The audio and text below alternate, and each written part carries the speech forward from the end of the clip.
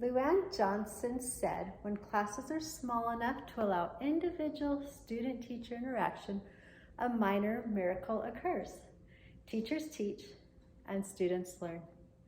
As I have been researching this topic of the benefits of small classes versus the advantages of large classes, I have been taking note of the different size classes I'm enrolled in, both large and small, and how they affect my learning. So as college students, we should always be looking for ways to enhance our learning and knowledge to guide us through the rest of our lives.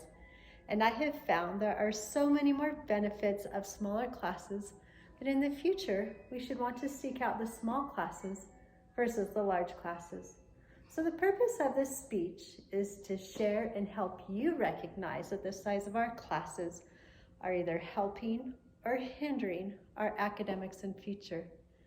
Today I'm going to share with you the advantages of small classes versus the advantages of large classes, what may be causing us to continue to have to enroll in these large classes, and what we can do as students to help or deal with the issue of our oversized classes. I want to spend a bulk of my time stating why I think smaller classes are better. The Community and Environmental Defense Services talked about an extensive study that took place in 1985 called the Tennessee STAR Study.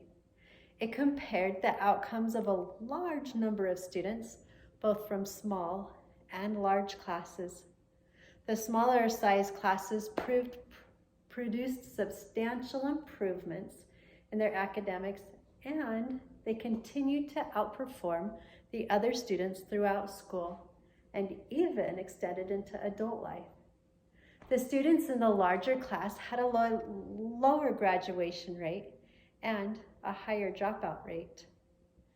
Weston Kieschnick in 2018 stated, researchers generally agree a class size of no larger than 18 students is required to produce the desired benefit. But then he went on to say that the number is ideal, but not probable.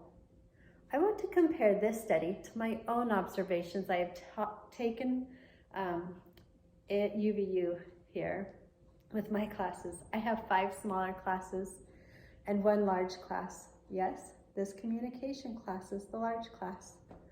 5 of the classes have 20 to 30 students, and this class has 185.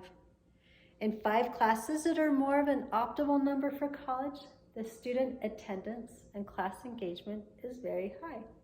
I find myself more alert, not as distracted, more comfortable and engaged in class discussions, and I feel like I have a relationship with the teacher. On the contrary, with this class of 185 students, the attendance is only at approximately 35%, and of those that attend class, only 10% are engaged in the class discussions and not on other devices. Even as a good student, I am also more likely to skip class and more distracted by what's going on around me, and I don't feel comfortable engaging in class discussions. The interesting thing about this study in my own UVU classes is my observations are exactly the same as the findings in the STAR study. The observations from me and the study that Jane Boyd Zaharias, the research director, stated in 1999 was that the students in the smaller classes are more engaged in class and school activities. They showed more initiative and participated more willingly, and they put forth greater effort. So now that I've shared the benefits of smaller classes, I'm going to share maybe why there may still be larger classes we have to enroll in. So if it's a problem, then why do we still have these large classes when the benefits of small classes is so much greater? The questions I asked myself before researching this topic is it because the institutions don't have to hire more teachers? Does it just cost too much? Or maybe it's just traditional to have a large class here and there? In my research, I found that Yvonne Gillimet, a policy analysis argued in 2005, said that school systems that have smaller classes have to employ more teachers, forcing them to hire less qualified teachers. He also stated the money spent on decreasing the class size and hiring more teachers could be better spent on other educational policies.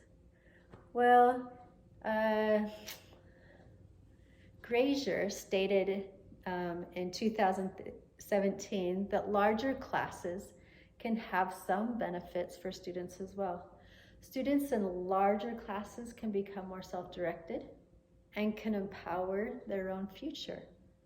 Although I do agree with some of these benefits of larger classes, I do not agree that it outweighs the benefits of smaller classes.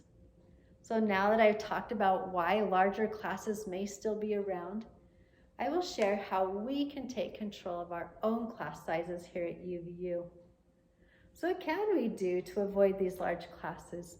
I thought of a couple things we could do as students if we don't want to take these larger classes anymore. First, we can do our homework during registration and see what smaller classes are available and sign up for them. And maybe second, we can send in emails to our college administrators and let them know our feelings about these large classes and the things we've observed with our education and how it's being impacted. So I've gone over with you the advantages of small classes versus large classes, why large classes may still be around, and what we can do as students to help deal with this issue of oversized classes. So, are smaller class sizes actually more beneficial than large class sizes? They definitely are, and hopefully I've helped you to recognize that depending on the size of our classes, they are either helping or hindering our academics. In closing, I would like to end with this quote from Nelson Mandela. Education is the most powerful weapon which you can use to change the world. Thank you.